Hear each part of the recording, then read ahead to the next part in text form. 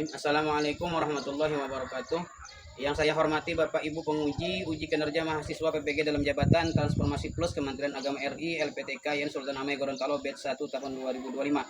Perkenalkan, nama saya Khairul Aman SPDI. Saya guru fikih di MTS Nahdlatul Ulama Darul Mustofa, Desa Bentok Kampung, Kecamatan Bati-Bati, Kabupaten Tanah Laut, Provinsi Kalimantan Selatan.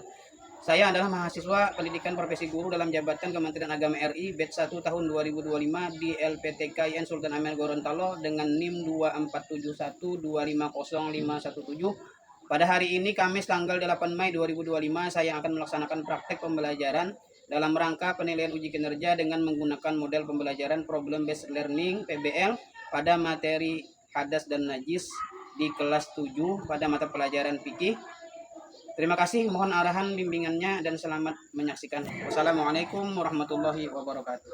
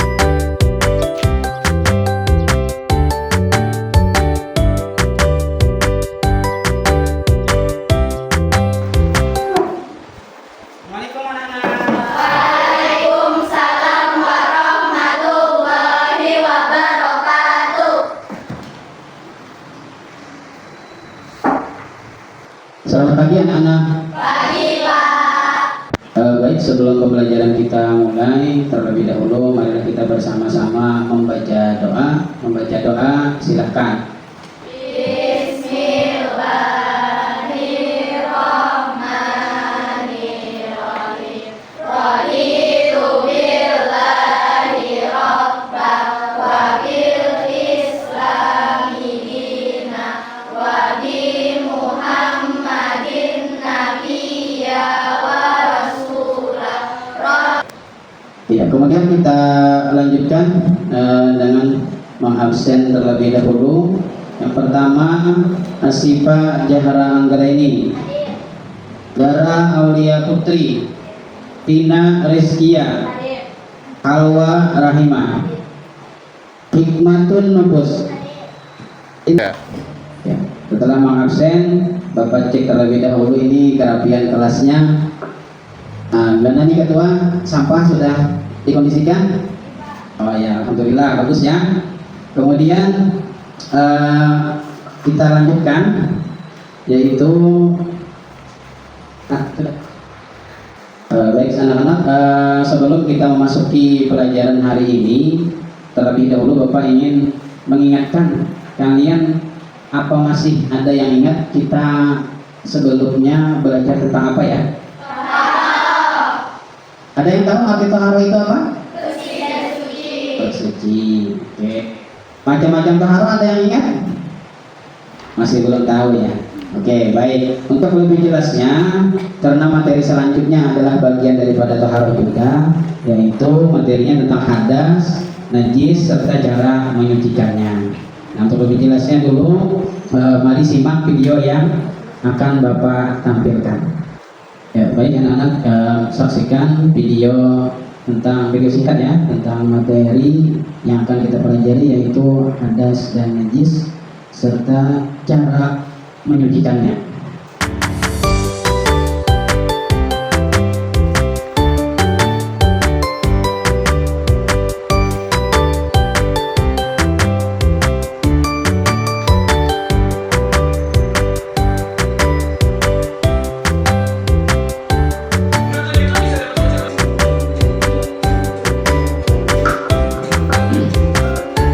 Perhatikan baik-baik ya.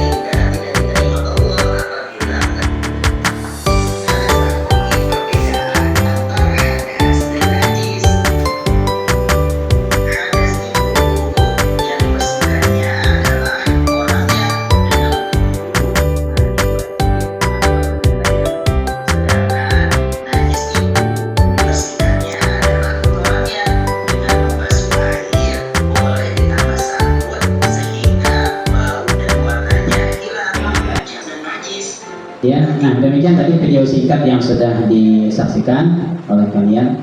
Nah, jadi di sini kalian sudah tahu kenapa atau mengapa bersuci itu penting? Belum tahu ya. Kemudian untuk apa kira-kira kita jadi harus bersuci? Belum tahu. Oke. Nah, baik. Sebelum kita mempelajari lebih dalam tentang materi hadas dan najis ini, terlebih dahulu Bapak akan menyampaikan tujuan pembelajaran yang harus kalian tahu. Jadi kita belajar tentang hadas dan najis ini tujuannya adalah yang pertama, kalian mampu menunjukkan sikap menjaga kebersihan diri, pakaian maupun tempat dari hadas dan najis. Itu tujuan yang pertama. Jadi ketika kalian sudah belajar tentang materi hadas dan najis ini nanti, Bapak mengharapkan kalian itu mampu menjaga diri supaya selalu bersih daripada hadas dan najis. Kemudian yang kedua, tujuan pembelajarannya adalah peserta didik mampu menjelaskan pengertian hadas dan najis. Jadi dari video singkat tadi, nah kalian mampu menyebutkan, menjelaskan apa itu hadas, apa itu najis. Paham? Kemudian yang ketiga, kalian mampu mengidentifikasi macam-macam hadas dan najis. Apa saja yang termasuk hadas, apa yang termasuk najis. Kemudian yang keempat, kalian mampu menyebutkan media atau alat yang akan digunakan untuk bersuci. Karena alat-alat bersuci itu banyak, bukan hanya air, tapi ada yang lain. Kemudian kalian mampu mempraktekkan cara bersuci daripada hadas dan najis dengan baik dan benar. Nah itu. Jadi 5 tujuan yang akan kita capai, yang akan kalian dapatkan setelah mempelajari materi tentang hadas dan najis ini. Jadi kalau yang sebelumnya misalnya belum sesuai dengan ketentuan bagaimana cara mempraktekkan atau membersihkan diri ketika berhadas, nah ini saat ini kita mempelajarinya. Jadi bisa memperbaiki kesalahan-kesalahan. Nah itu ya, paham anak-anak? Ya, baik anak-anak. Selanjutnya ini ada beberapa permasalahan mungkin yang akan kita bahas pada pertemuan kali ini. Yang pertama ada permasalahannya itu bagaimana bayangkan jika seandainya di pakaian kalian terdapat darah atau kotoran cicak, nah, apakah boleh digunakan untuk berwudu? Itu permasalahan yang harus kita cari jalan atau solusinya atau jalan keluarnya. Nah, kemudian ada permasalahan yang kedua yang akan mungkin nanti kalian diskusikan. Jika pada saat sholat ada kotoran kita yang jatuh tepat di hadapan kalian, apakah sholat kita itu batal? Bagaimana, ada yang tahu? Nah, permasalahan ini akan kalian diskusikan nanti. Kemudian apabila seseorang menyentuh anjing, kemudian anjingnya menjilati tangan kita, bagaimana cara untuk menyucikannya? Jadi dijelaskan itu. Kemudian studi kasus atau permasalahan selanjutnya yaitu Ari sedang buang air besar. Ada seseorang yang buang air besar, namun di tempat itu tidak ada airnya, kering. Di WC, di toilet itu kering, nggak ada air, tapi adanya di situ cuma tisu. Nah, bagaimana cara menyucikannya itu? Nah, itu yang permasalahan di sini yang akan kita cari atau kita selesaikan, kita cari jawabannya. Nah, oleh karena itu, pertama Bapak membagi kelompok dulu. Yang ini kan kelompok 1, ini kelompok 2, 3, dan 4. Paham? Oke, baik. Namun sebelum itu ini ada Bapak bagikan terlebih dahulu yang KPD-nya. Ini kelompok 1.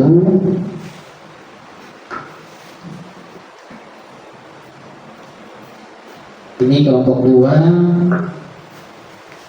3, dan 4.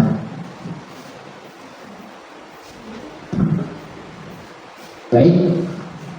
Jadi tugas kalian adalah berdiskusi tentang kasus ini atau masalah ini, dan nanti jawaban hasil diskusi itu kalian tulis pada LKPD yang Bapak sediakan, kemudian dipresentasikan di depan kelas. Paham anak-anak? Oke, waktu diskusinya Bapak beri waktu 10 menit, cukup? Cukup? Ya, oke, baik, silakan kalian berdiskusi. Sambil berdiskusi, jangan tegang ya.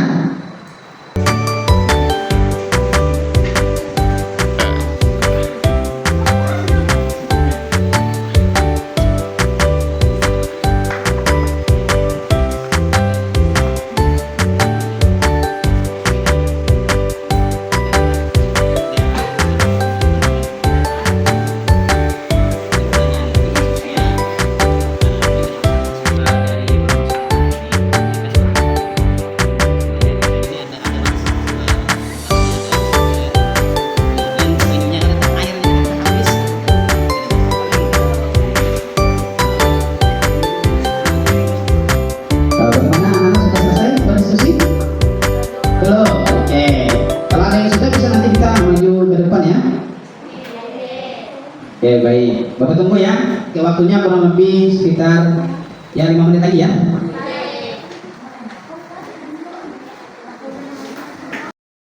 Bagaimana anak sudah selesai diskusinya? Sudah. Baik, kalau sudah selesai, silahkan kepada kelompok 1 untuk mempresentasikan hasil diskusinya, maju ke depan kelas. Silakan.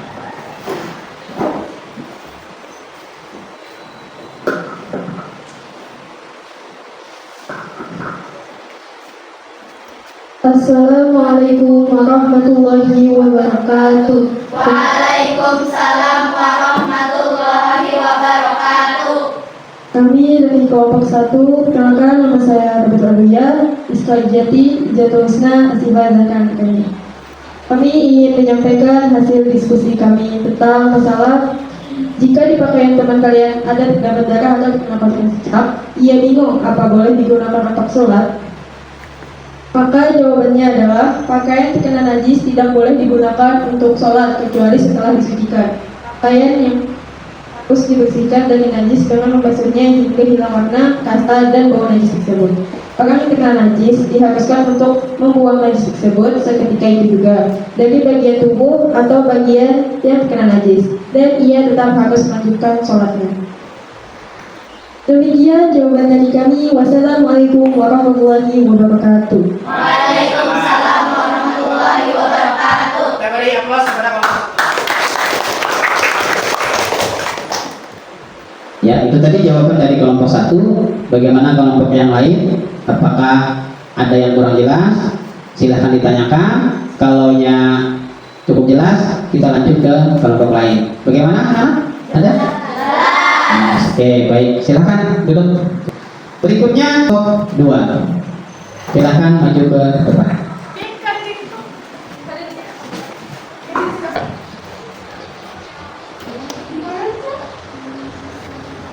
Ya, demikian tadi kelompok 2 sudah jelas ya. Kemudian dilanjutkan dengan kelompok 3. Silakan maju kelompok 3 untuk presentasi.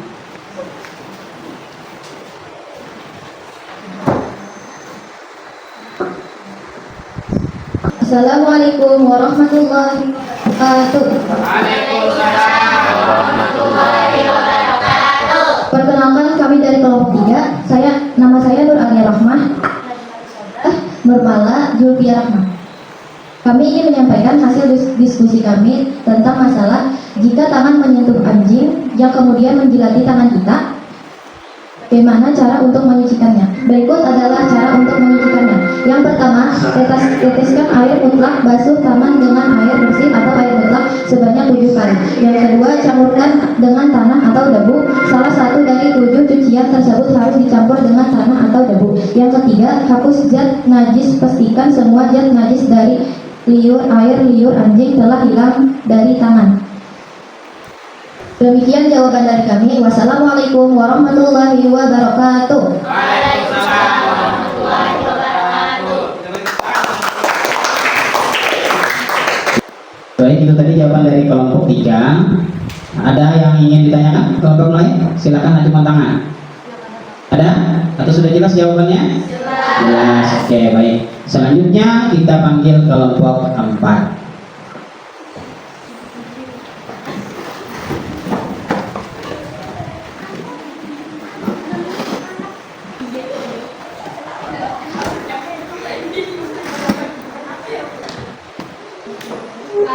Assalamualaikum warahmatullahi wabarakatuh. Waalaikumsalam warahmatullahi wabarakatuh. Perkenalkan, kami dari kelompok 4. Nama saya Tina Reskia, Wapa Lutfia, Intan Ayu, dan Hikmatun Nufus.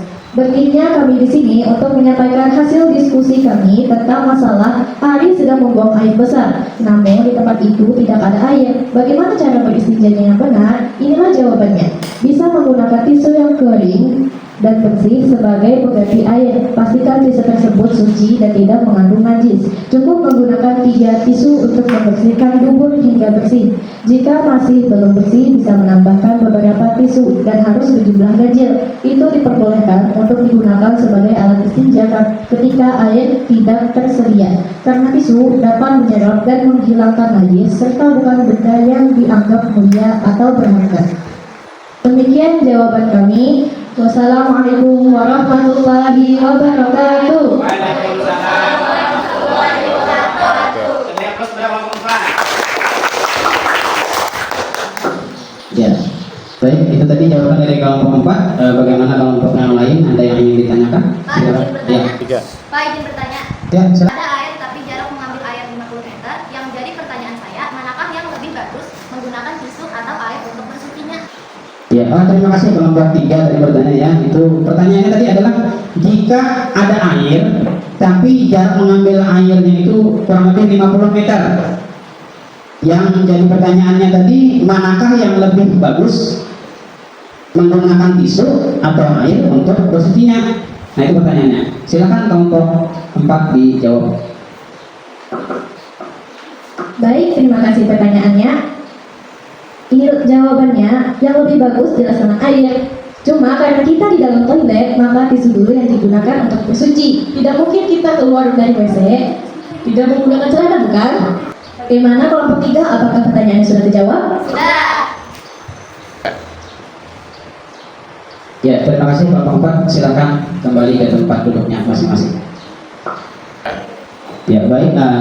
Terima kasih kepada anak-anaknya yang sudah maju ke depan tadi. Kita sudah menyelesaikan diskusi. Alhamdulillah diskusi kita berjalan dengan lancar.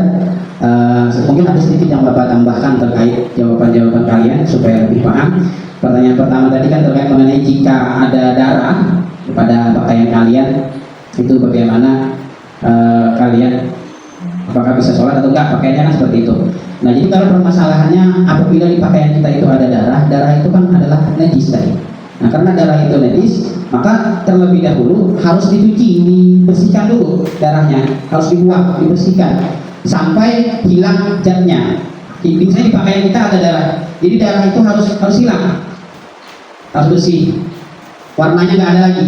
Kemudian tisunya baunya bau darah nggak ada. Jadi kita harus dibersihkan dan kita boleh pakaian yang ada darah itu digunakan untuk sholat. Kita sah sholat kita apabila pakaian yang ada najis digunakan untuk sholat. Kenapa? Karena syarat sahnya sholat itu adalah suci daripada hadas dan najis. Itu yang harus kalian ingat. Paham? Nah, kemudian yang pertanyaan yang kedua tadi kan permasalahannya adalah pada saat kita sholat lalu ada dijatuhi kotoran cicak di depan kita. Nah, bagaimana sholat kita? Apakah batal atau tidak? Nah, itu jawabannya adalah sholatnya tidak batal. Namun karena tempat kita ada apa? Ada najis, maka kita boleh menghindari itu. Caranya menghindari bisa dengan bergeser ke kanan atau bergeser ke kiri. Paham? Namun kan jangan seperti orang lari, tapi bergeser.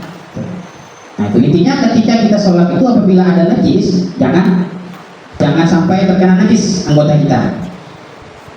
Paham? Oke.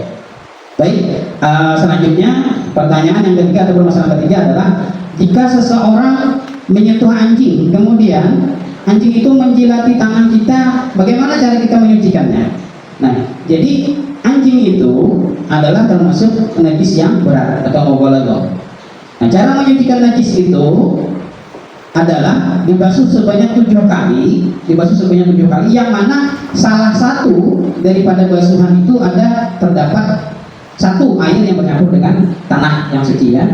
Jadi bercampur. Jadi cara menyucikannya boleh misalnya kita 1 kali dengan air yang bercampur tanah dulu, baru 6 kali air yang suci ya, air mutlak. Nah itu. Kemana membasuhnya? Di mana tempat membasuhnya? Tempatnya di mana yang dijilat anjing tadi. Misalnya di tangan, ya di tangan ini yang kita cuci dengan 7 kali basuhan itu. Paham? Nah, gitu ya. Jadi kalau misalnya di pakaian yang terkena jilatan anjing, maka pakaiannya harus dicuci seperti itu. Dibasuh dulu, bukan dimasukkan ke mesin cuci, tapi disuci di luar dulu. Nanti disiram dengan 3 kali air suci, misalnya air mutlak, kemudian 1 dengan air yang bercampur dengan tanah, kemudian 3 kali lagi dengan air mutlak lagi, air yang suci. Paham? Ya baik. Nomor 4. Nah itu kan kasusnya adalah jika seseorang, atau disitu kan dicontohkan di si Ari ke toilet, buang air besar, ternyata airnya tidak ada, kering pada saat itu airnya, yang ada cuma tisu. Nah kemudian bagaimana cara beristinjanya, cara bersucinya? Ya otomatis karena tidak ada air, maka menggunakanlah tisu dengan jumlah mungkin bilangan yang ganjil. Namun di sini yang perlu kita ingat adalah cara menggosoknya, mungkin ya, cara menggosok tisunya itu cuma hanya 1 kali. Ini bukan seperti ini, bukan dibolak-balik. Jadi bukan dibolak-balik tisunya, enggak. Tapi cuma 1 kali, buang, ambil lagi tisu yang baru, buang, gitu. Jadi bukan semua sisi tisu misalnya kan enggak. Nah itu, paham? Ya, jadi hanya sedikit tisunya itu, misalnya tisunya dilipat-lipat lalu digosokkan di itu. Jadi yang pertama kita buang itu adalah jatnya dulu, dibersihkan. Jatnya dulu sampai jatnya itu bersih, baru kita sapu lagi beberapa kali dengan jumlah mungkin bilangan yang ganjil karena kan tisu tadi, mungkin beberapa lembar tisu. Intinya sampai hilang jatnya, baunya juga tidak ada lagi, rasanya pun tidak ada. Gitu ya. Paham? Oke, baik. Kita sudah berdiskusi bersama tentang materi itu. Nah jadi kesimpulan pada materi hari ini kira-kira apa ya? Hadas yaitu keadaan tidak suci pada diri seseorang. Oh ya, hadas adalah keadaan suci pada diri seseorang. Oke, baik. Kemudian ada lagi? Najis yaitu benda yang kotor sehingga dapat menghalangi sahnya suatu ibadah itu yang dijalankan dalam keadaan suci. Oke, baik. Nah jadi kesimpulannya yang kita dapat tadi dari materi hari ini adalah hadas itu keadaan diri seseorang yang tidak suci. Jadi harus disucikan dulu dengan cara mandi, berwudu, tayamum, itu ya. Kemudian hadas itu terbagi menjadi 2. Hadas itu ada hadas kecil dan hadas besar. Kemudian najis itu adalah sesuatu yang dipandang kotor oleh syariat Islam. Nah itu najisnya ada 3. Pertama najis mukhaffafah, kemudian najis mutawassithah, kemudian najis mughalladhah. Nah itu. Jadi itu yang materi kita pada hari ini. Kemudian nanti tolong dipelajari lebih lanjut ya tentang materi hadas dan najis ini. Bisa anak dipelajari di rumah kembali? Bisa. Oke. Nah untuk pertemuan selanjutnya nanti kita akan membahas tentang wudu. Karena kan sudah taharahnya sudah kita bahas, kemudian hadas dan najis sudah kita kenali. Jadi materi selanjutnya adalah wudu. Nah demikian kira-kira yang dapat Bapak sampaikan pada pertemuan kita kali ini. Sekali lagi Bapak ucapkan terima kasih kepada kalian semua. Bapak akhiri, wassalamualaikum warahmatullahi wabarakatuh.